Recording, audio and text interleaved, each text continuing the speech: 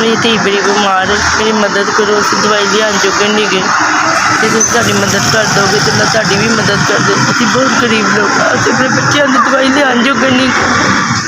ਤੁਸੀਂ ਕੋਈ ਸਦਕਾ ਜਾਂ ਜ਼ਕਾਤ ਦੇ ਦਿਓਗੇ ਤੇ ਬੜੀ ਮਿਹਰਬਾਨੀ ਤੁਹਾਡੀ ਹੋਏਗੀ। ਅਸੀਂ ਆਪਣੇ ਬੱਚੇ ਦੀ ਦਵਾਈ ਲਿਆਉਣ ਜੋਗੇ ਨਹੀਂ ਗਏ।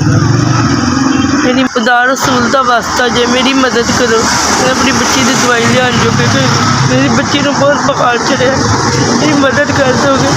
मैं अपनी बच्ची वास्ते बड़ी मजबूर हुई, धक्के खा के आ गई। अपने सक्के भरा को पैसे लैन गए, मेरे सक्के भरा ने मैंने रुवा के थले कर दिया। जे तुम मेरी मदद कर दोगे तो अल्लाह तुहाडी भी मदद करेगा। मैं बड़े मजबूर हाँ, असीं अपनी दवाइयां लियान जोगे नहीं गए अपने बच्चों की।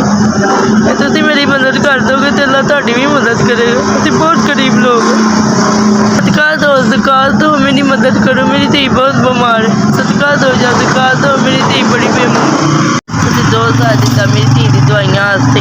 अल्लाह तुहाडियां मुश्किलां आसान करे। परवरदिगार धन्नवाद ना दोए, तुसीं लोकां गरीबां नूं दिंदे रहो। तुसीं मेरी धी दी दवाइयां वास्ते मैनूं दित्ते ने। मेरी धी बहुत बीमार है, SPS अल्लाह तुहानूं ज़्यादा देवे, तुसीं गरीबां नूं बड़ा दे रहो।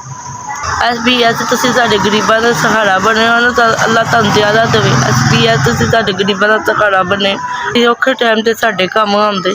तुसीं अल्लाह तुहानूं तरक्कियां देवे। SPS तुसीं औखे काम ते साडे काम आंदे। अल्लाह